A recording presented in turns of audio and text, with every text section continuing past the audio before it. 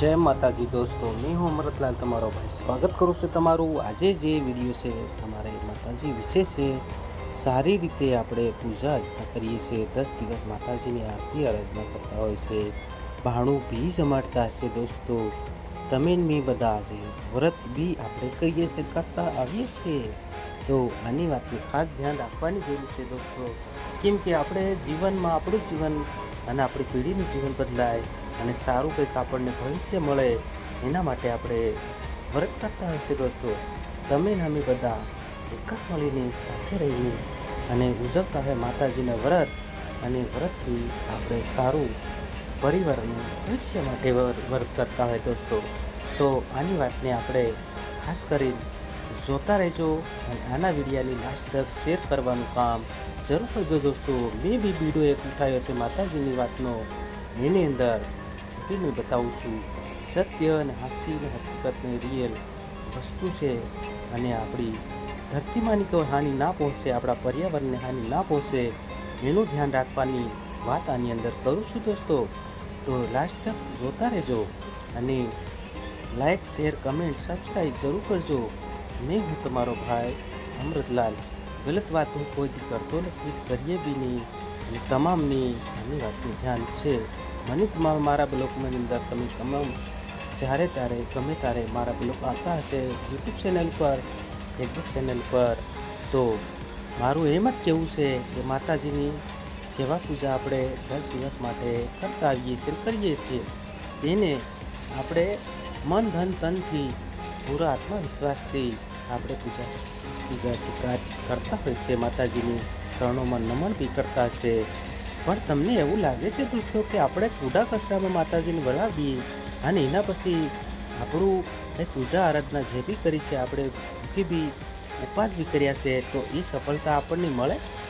તો આ વિડીયોની આપણે પૂરો લાસ્ટ પોસ્ટ કરીને તમે જોઈ લીજો કે આપણે માતાજીની પૂજા આરાધના કરીએ અને આપણને સફળતા ક્યારે મળે, કે સારી રીતે એની પૂજા આરાધના કરીને આપણે એને સફળતા મેળવવા માટે એની સારા જગ્યાએ આપણે વળવાની કોશિશ કરીએ।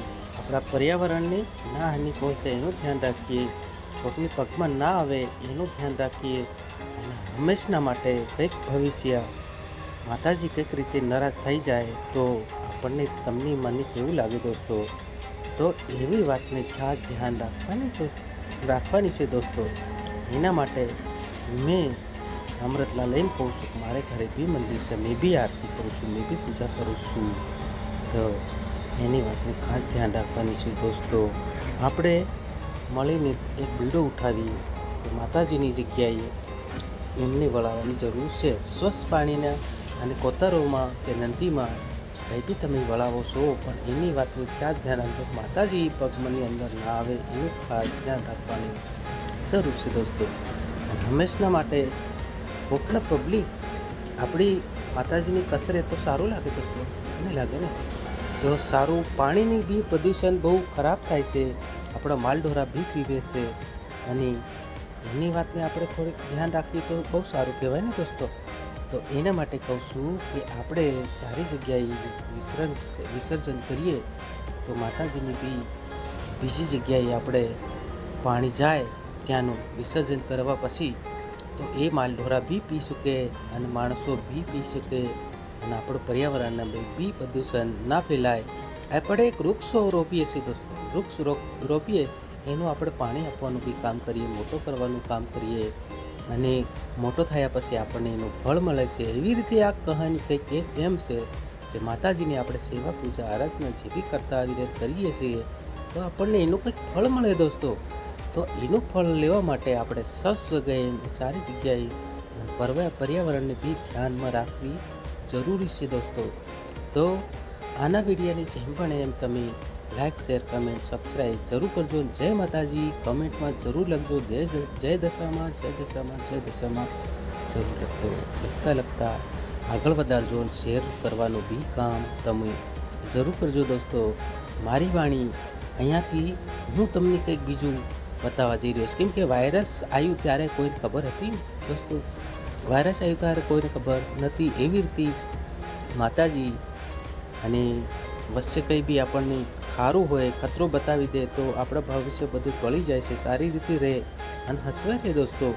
તો એની વાતની ધ્યાન રાખવાની છે. હવે ભૂકંપ થયું 2001ની અંદર, તો કોઈ ખબર હતી દોસ્તો? જે બી માતાજીના સાચા મનથી ધનથી આરાધના કરી ચૂક્યા એ માણસોનું કશું થયું જ નથી.